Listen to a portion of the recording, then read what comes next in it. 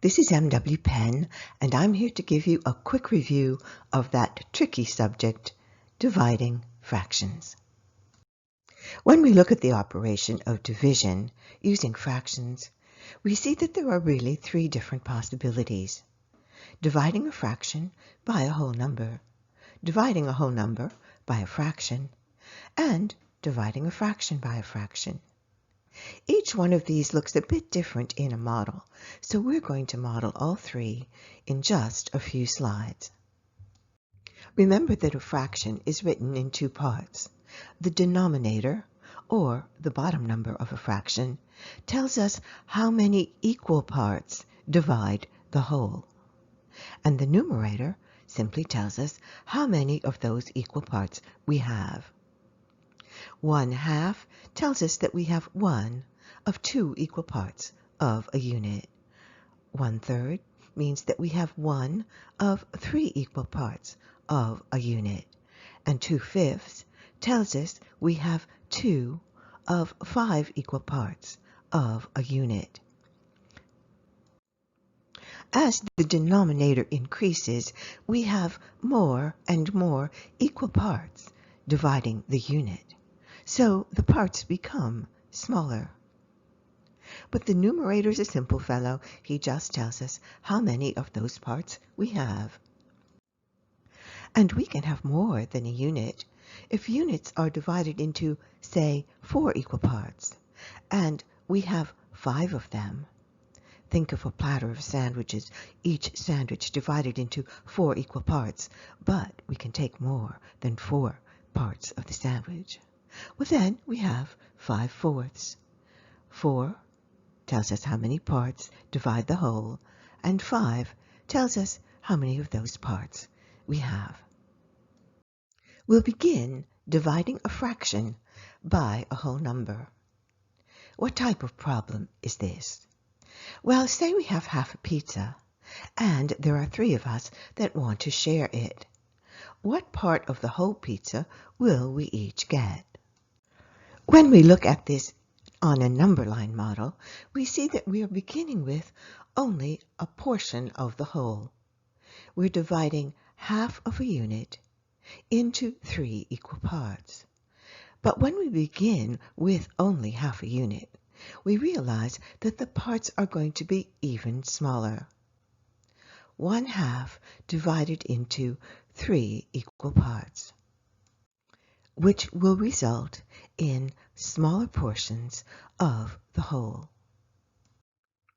Before we begin to look at division of a fraction by a whole number, we might want to look at the way we multiply a fraction by a whole number. Multiplying a fraction by a whole number is a simple computation. When we multiply a fraction by a whole number, we simply count up the number of equal parts that we have. In other words, if we have 1/2 times 4, it means that we have 1/2 a unit, one part of a unit divided into 2 equal parts. But we have 4 of them. 1/2 times 4 means that we have a half and a half and a half and a half. We have 4 of those equal parts of 1/2. We have 4 halves. Suppose we have 3/8 times 2. Well, it means that we have 3/8 of a unit, but we have 2 of them. We have 3/8 and another 3/8. We have 6/8. But what we're really saying is that when we multiply a fraction by a whole number, we merely multiply the numerator by the whole number to find out how many halves we have, or how many eighths we have, or how many ninths. Look at this. 1/9 times 6 equals 6/9. 4/7 times 5 means that we have 5 of those equal parts, 4/7. So we have 20/7. It's just a matter of multiplying the numerator by the whole number. When we multiply a fraction by a whole number, we realize that we only multiply the numerator of the fraction by the whole number to find out how many equal parts we have. And because division is the inverse, or the opposite of multiplication, when we divide a fraction by a whole number, we should only divide the numerator of the fraction by the whole number. In other words, it doesn't involve the size of the units, the denominator. It simply involves the number of those parts that we have, or the numerator. 1/3 times 5 means that we have 1/3 5 times. We have 5/3. So 5/3 divided by 5 must equal 1/3. Just a division of the numerator by the whole number. 4/4 times 2 gives us a product of 8/4. So 8/4 divided by 2 should equal 4/4. Because 4/5 times 6 means that we have 6 of those 4/5 parts of a unit, we have 24/5. Therefore, if we divide 24/5 by 6, the result should be 4/5. So looking at this example, we know that when we multiply 2/3 by 7, we should only multiply the numerator, or 2, by 7. And the result is 14/3. It tells us how many thirds we have. If we were to divide 14/3 by 7, we know that the answer should be 2/3. But what happens if we multiplied 14/3 by the reciprocal of 7, 1/7? It would make the denominator 7 times larger. 14/3 times 1/7 equals 14/21. But 14/21 is the equivalent of 2/3. They are equivalent fractions. So multiplying the fraction by the reciprocal of the whole number results in the same correct answer. So when we divide a fraction by a whole number, we really only want to divide the numerator by the whole number, the numerator that tells us how many of those equal parts we have. If we have 5/8 divided by 3, it means that we have 5 divided by 3, that number of eighths. How many eighths do we have? We have 1 2/3 eighths. Look at the area model to the right of this screen. It's divided into 8 equal parts. We started with 5 of those 8 equal parts, and we divided it by 3. 5/8 divided by 3 means that we are left with 1 2/3 eighths, 1 2/3 of those 8 equal parts. On the area model, I've marked 1 2/3 eighths by a golden square. It's accurate, but it's a rather awkward number. Suppose instead we just multiplied 5/8 by the reciprocal of 3, by 1/3.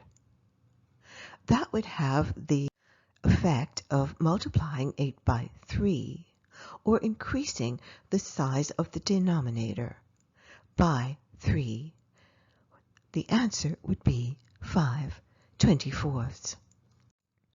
Now look at the area model at the bottom of the screen. This area model is divided into 24 equal parts. And the result of the operation of multiplying 5/8 by the reciprocal of 3 is 5/24. Again, I've marked that portion of the entire unit with a golden square. So do we have 1 2/3 eighths, or do we have 5/24? Well, the area model shows us that it is really the same number. And it was a much easier operation, a much easier number to deal with. Another example of this division. We have 2/3 of a chocolate bar and we want to share it equally among 4 friends. What fraction of the entire bar will each person receive? On the number line, we've divided a unit into thirds. We've taken 2 of those 1/3, and we've divided that 2/3 into 4 equal parts. At the bottom, we have an area model for the same problem. We have an entire bar, 2/3 of the bar, and the 2/3 of the bar divided into 4 equal parts. If we follow the algorithm, we have 2/3 divided by 4, which is equal to 2/3 times 1/4. The answer is 2/12 or 1/6. Let's move on to dividing a whole number by a fraction. This can be a tricky operation because very often the result is an unexpected number.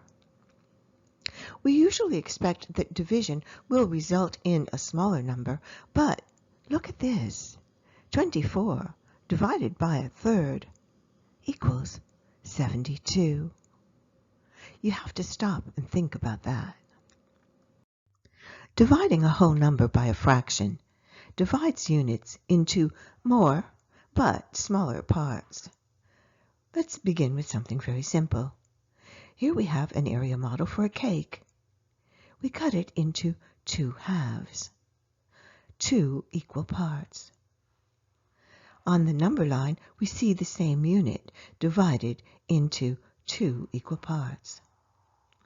Think about how many 1/2 parts we have in a whole unit. Well, the answer is 2, but they're smaller parts. The result of dividing the whole number 4 by 1/5 is 20, a much larger number. How much larger than 4? 5 times larger. How can that be? I think that the best way to think about this is to take a unit and divide it by the fraction. Let's take 1 unit, 1, and divide it by 1/5. If we divide a unit into 5 equal parts, that is, divide it by 1/5, the answer is 5. Much like the cake we divided in the last slide, we divided it by half and had 2 equal parts. Here we're dividing a unit by 1/5, and we have 5 equal parts.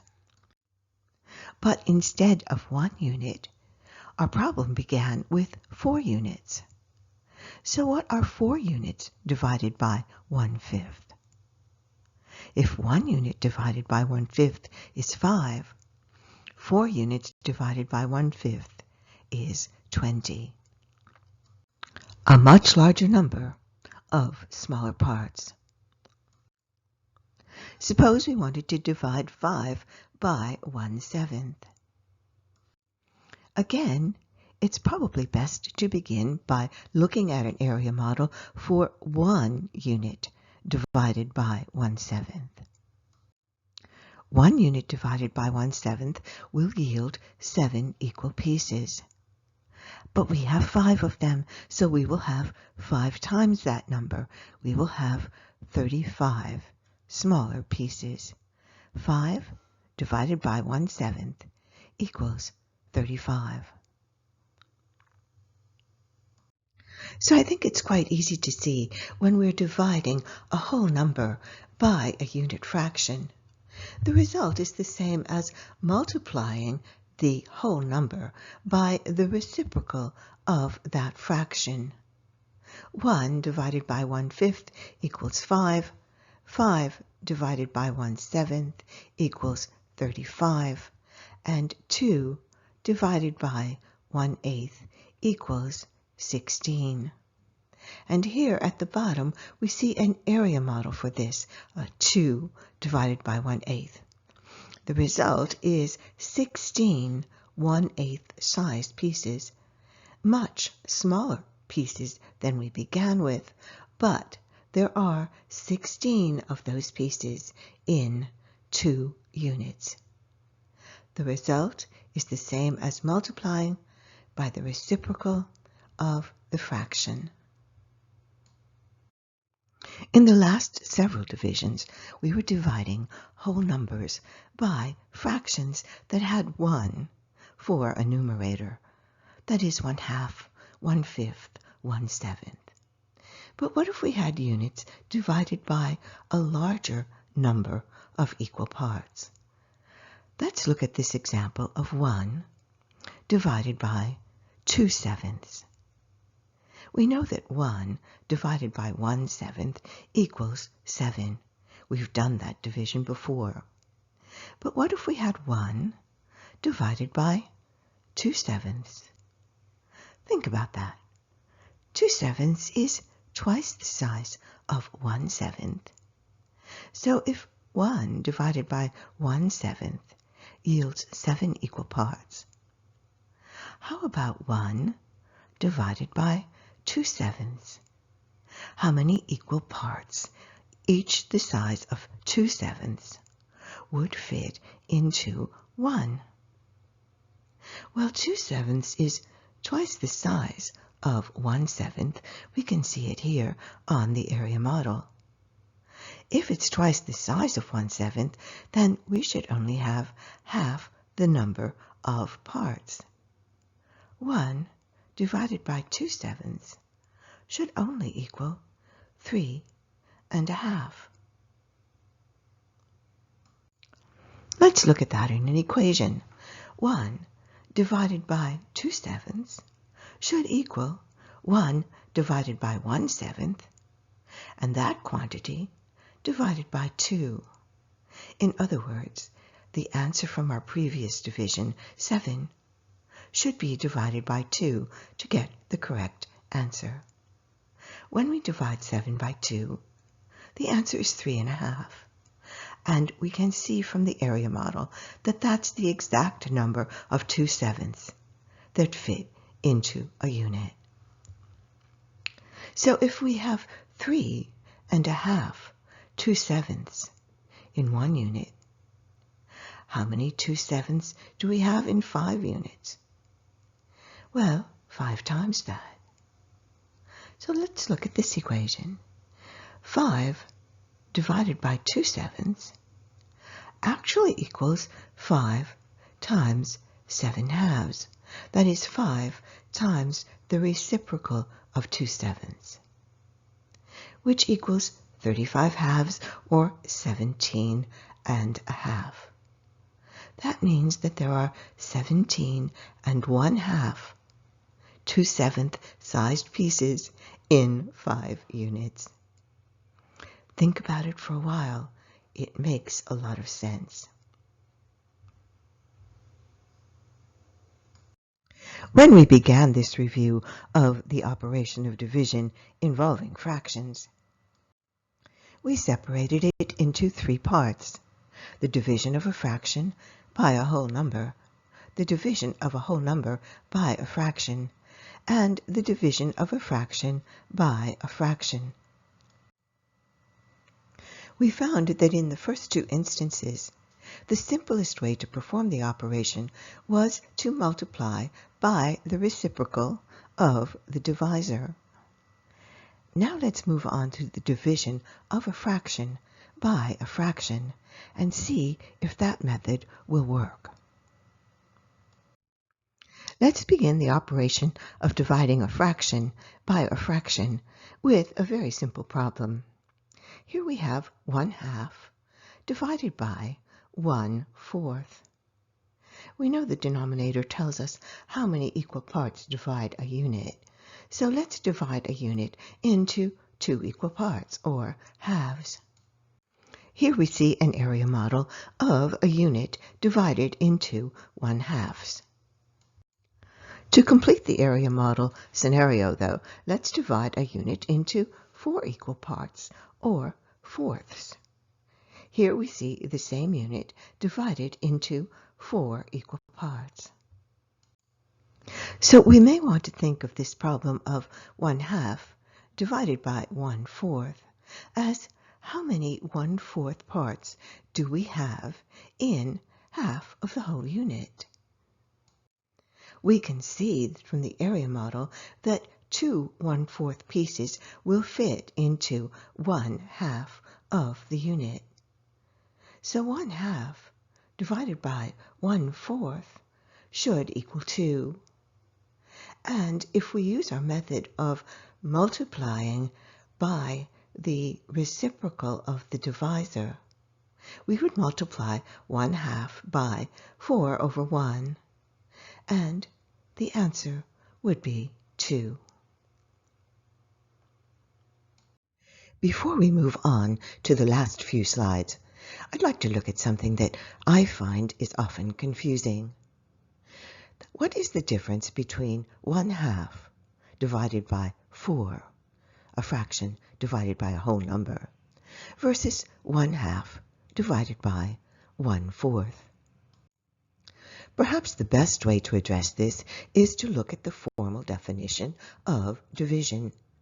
Division in mathematics means splitting into equal parts or groups. Perhaps we could think of it as how many of this fits in that. And if that's division, it has to hold up in fractions. So let's look at how many of this fits in that. What is 1/2 divided by 4? Well, we've considered it as 1/2 of a unit divided into 4 equal parts. And we found that each of those equal parts would be 1/8 of the unit. But what is 1/2 divided by 4 on the number line? The question is, how many 4s actually fit in 1/2? Well, certainly not an entire 4, not even half a 4. Actually, when we look at how many 4s we have in 1/2, the answer is 1/8. 1/8 of 4 units can fit into 1/2 of a unit. Now let's ask the same question of 1/2 divided by 1/4. How many fourths do we have in 1/2 of a unit? Again, on the number line, we can see that we have 2. By looking at the two problems on the number line, we do find a valid explanation of the two different operations. But I still like to rely on the area models. 1/2 divided by 4 in an area model will take 1/2 a unit and divide it into 4 equal parts. The answer, of course, is 1/8. 1/2 divided by 1/4 does answer the question, how many 1/4 do we find in 1/2? How many groups the size of 1/4 are in 1/2 of a unit? And it's very easy to see here in this area model. Let's do one last division of a fraction by a fraction. Here we're dividing 2/3 by 3/4. Looking at it in an area model, we see that 2/3, 2 of 3 equal parts, is actually a smaller number than 3/4, or 3 of 4 equal parts. If we were to divide 3/4 into 9 equal parts, or ninths, we see in this area model that our answer should be 8/9. 8 of 9 equal parts of 3/4 equals 2/3. So thinking about this as how many 3/4 size parts of a unit do we have in a 2/3 size unit, we realize that our answer should be 8/9.